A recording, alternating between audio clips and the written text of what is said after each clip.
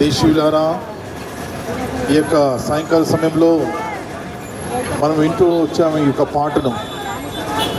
కన్ను తెరిస్తే మనము ఎప్పుడు మూస్తామో మనకు తెలియదు, ఎప్పుడు మనము పడుకుంటామో తెలీదు, ఎప్పుడు మనము మేలుకుంటామో తెలియదు. మానవుడు యొక్క జీవితము నీటి పొడుగు వంటిదిగా ఉంటున్నది, ఆవిరి వంటిదిగా ఉంటున్నది, నీడ వంటిదిగా ఉంటున్నది, త్రాసు మీద ధూళి వంటిదిగా ఉంటున్నది. అంతలో కనబడి అంతలో మాయమైనటువంటి వాడుగా ఉంటున్నాడు మానవుడు. మానవుని యొక్క జీవితము ఎంతో అల్పమైనదిగా ఉంటున్నది. ఎప్పుడు ఎవరు ఎక్కడి నుంచి వెళ్ళిపోతారో తెలియదు, ఎక్కడి నుంచి వాళ్ళు యొక్క భూమిని వదిలిపెట్టి వారుగా ఉంటున్నారో తెలియదు.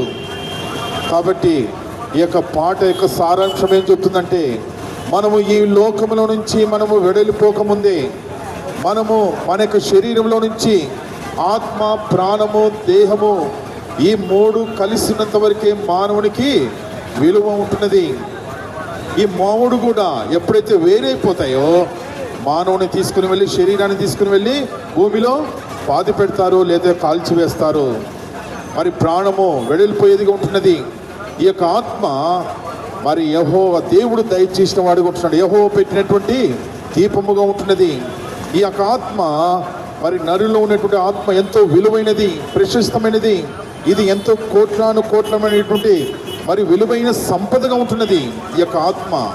ఈ ఆత్మను గురించే మానవుడు అపవిత్రపరచబడుతుంటున్నాడు. ఈ ఆత్మను అపవిత్ర చేసుకుంటున్న వాడిగా ఉంటున్నాడు.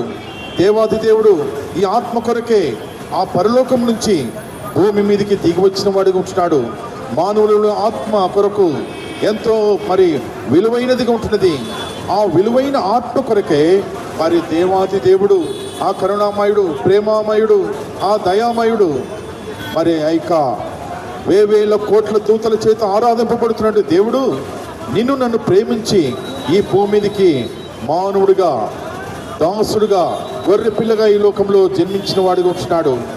మానవుడు చేసినటువంటి అతిక్రమ క్రియలను బట్టి ఆయన సిలువలో వేలాడుతూ ఉంటున్నాడు. మనము చేసినటువంటి చేతులతో చేసిన పాపను బట్టి ఆయన చేతులలో మేకులు కొట్టబడుతూ వచ్చాయి.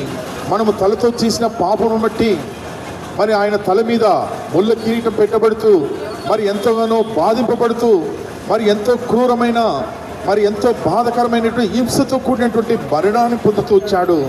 ఏం కారణం అంటే మానవుడు చేసినటువంటి పాపము, మానవుని యొక్క వ్యభిచార పాపము, కామ, క్రోధ, మద మత్సరములతో కూడినటువంటి పాపమును ఆ యొక్క పాపము శిక్ష అంతా కూడా దేవాది దేవుడు భరించిన వాడిగా ఉంటున్నాడు.